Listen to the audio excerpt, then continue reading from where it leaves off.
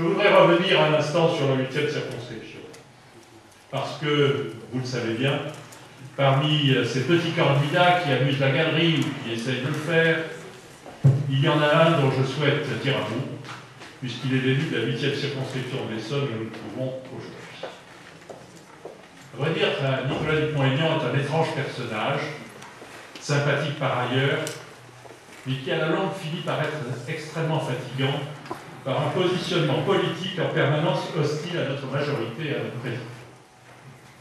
Et je le dis solennellement aujourd'hui, j'ai de plus en plus de mal, et je ne crois pas être le seul, à supporter ces critiques incessantes et profondément injustes à l'encontre de notre président et de son gouvernement, critiques qui sont fondées sur des analyses sommaires et partielles qui tendent toutes à revenir 40 ans en arrière.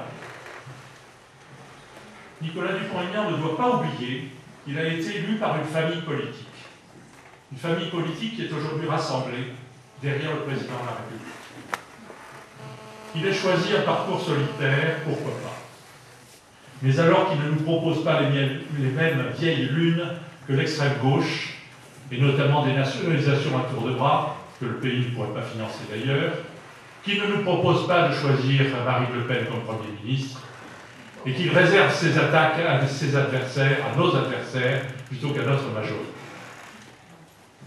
Alors sans doute, il parviendra à convaincre 0,5% des électeurs au niveau national. Mais après, il faudra choisir pour le second tour. Après, mesdames et messieurs, viendra l'heure de la vérité. Et je le dis très clairement, et encore une fois très solennellement ici, c'est son attitude dans la présidentielle entre les deux tours qui conditionnera la nôtre lors des élections législatives de juin. Et une élection après l'autre.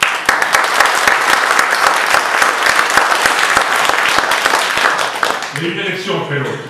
Et aujourd'hui, la mobilisation, c'est autour et pour Nicolas Sarkozy, pour qu'il soit en tête au premier tour et qu'il l'emporte au second, parce que c'est l'intérêt de notre pays.